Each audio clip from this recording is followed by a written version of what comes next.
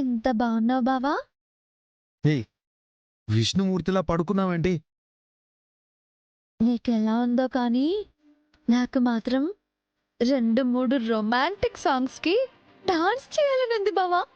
హే, పిచ్చా ఏంటి నీకు? పిచ్చి కాదు, ఇలాంటి అవకాశం వచ్చినప్పుడు అల్లుకుపోవాలి కానీ చిరాకు పడతావంట బావా.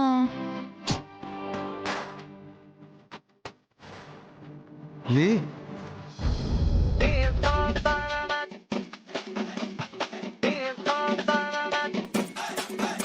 హే,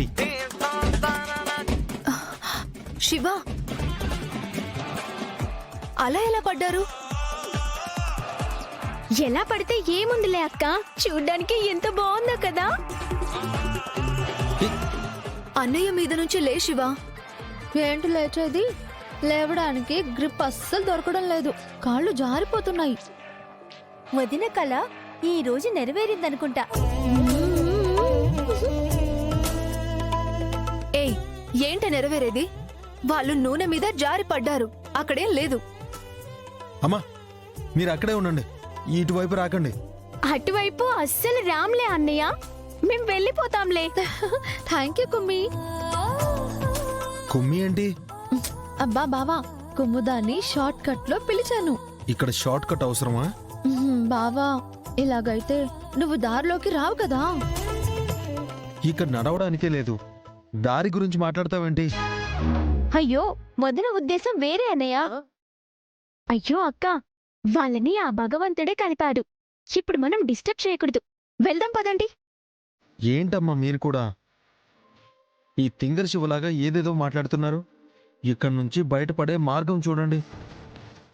ఆల్రెడీ నేను నీ ఒళ్ళో పడ్డాను, ఇక బయట పడటం ఎందుకు? ఏయ్, మెంటలా నీకు? ఇలా ఎంతసేపు ఉండమంటావు? అమృత, నువ్వు వెళ్ళి సంచి తీసుకురా. అలాగే అక్క.